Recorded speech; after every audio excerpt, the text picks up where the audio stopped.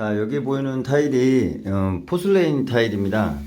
이 포슬레인 타일은 일반 도기질에 비해서 자기질에 비해서 강도가 엄청 세요.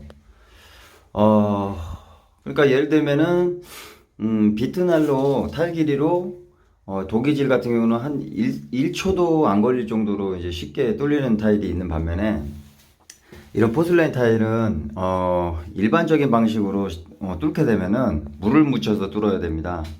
물을 묻혀서 살살 달래가면서 뚫어야 되는데 구멍 하나당 최소 1분에서 2분 정도가 걸린다고 보시면 돼요. 굉장히 단단한 타일입니다. 이 포슬레인 타일도 얇은 게 있고 두꺼운 게 있는데요. 얘네들도 나름 강도가 또 틀리다고 보시면 돼요. 근데 포슬레인 타일 뚫을 때 조심해야 될 게 뭐냐면 더블침 시공할 때는 그나마 단단하니까 전체적으로 괜찮은데 본드 시공할 때는 이 본드 자체가 굉장히 습기를 먹고 있어 가지고 잘 안 굳어요. 안 굳기 때문에 이 타일 자체가 물기가 수분을 머금고 있어서 굉장히 약한 상태입니다. 근데 급하게 생각하고 뚫다 보면은 이렇게 단단한 포슬레인 타일도 금이 갈 수가 있습니다. 그런 점을 꼭 조심을 해야 되고요. 어느 정도 구멍을 딱 뚫었을 때 소리가 또 틀리게 나요. 소리가 틀리게 날 때, 송곳 같은 걸로 이렇게 톡톡 쳐서 구멍을 하나 만들어주면 나머지 구멍을 뚫기는 굉장히 수월할 정도로 방법만 하면 그렇게 어렵지는 않습니다. 그리고 여기 지금 보면 타일이 지금 이렇게 우두두두하게 이렇게 튀어나온 타일인데요. 이런 타일들이 굉장히 불편한 게 뭐냐면 액세서리의 모양에 따라서 작업 방법에 따라서 틀립니다. 왜냐면 이런 부분이 굴곡이 있어서 이 부분이 걸리는 부분에 설치를 하게 되면 집어넣을 때 만약에 브라켓 방식으로 시공하는 경우는 때려서 위에서 이렇게 눌러서 박아야 되는데 그런 부분에 굉장히 조금 장애물이라고 보시면 되겠습니다.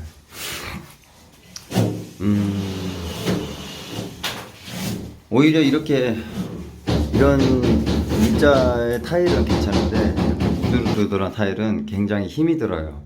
그래서 시공 시 이런 부분들을 알고 작업을 하셔야 되는데 잘못 시공하게 되면은 이제 걸리거나 이제 뭐 안 들어가거나 이런 문제도 있을 수 있습니다.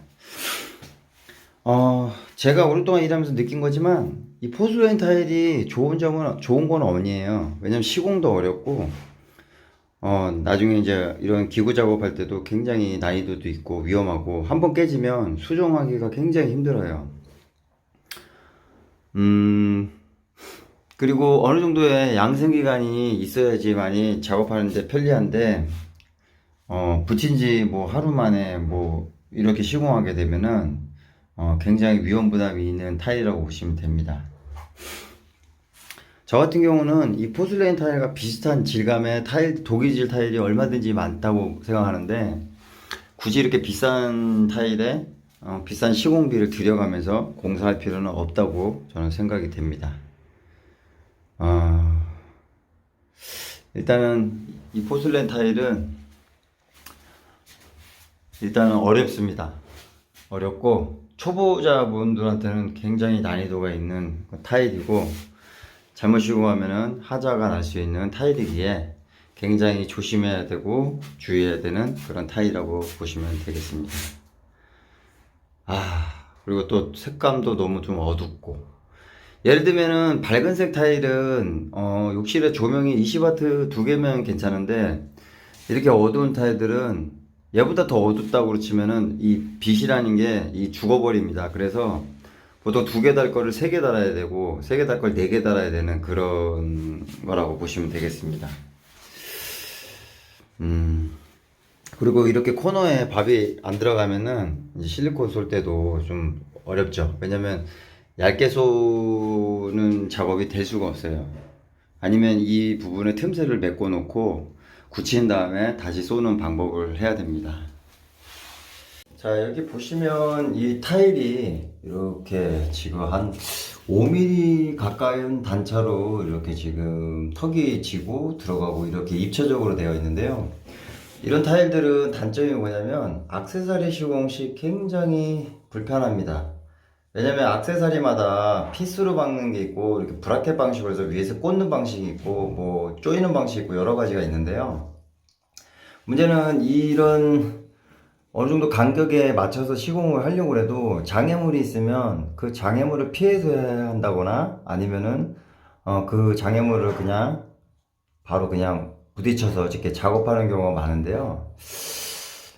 이런 부분 때문에 이제 턱이 지거나 뭐 이제 좀 뭐랄까 단차가 나거나 아니면 좀 이렇게 힘을 받지를 못하는 경우가 굉장히 많습니다. 그래서 타일을 고르실 때는 이런 부분들은 브라켓 액세서리를 박지 않는 부분에 포인트를 주는 건 괜찮은데요. 액세서리를 달아야 되는 그 위치에는 굉장히 불편하다고 보시면 돼요. 여러분들이 이제 뭐 타일 모양만 보고 이렇게 많이 고르시는데요. 문제는 그 모양 때문에 오히려 역으로 이렇게 문제가 생길 수 있는 확률이 있기 때문에 그런 부분들은 잘 아셔야 되고요. 그리고 어느 정도의 조화가 맞는 그 위치가 있는데 그 위치에다 시공을 할 수 없는 그런 문제도 생긴다고 보시면 됩니다.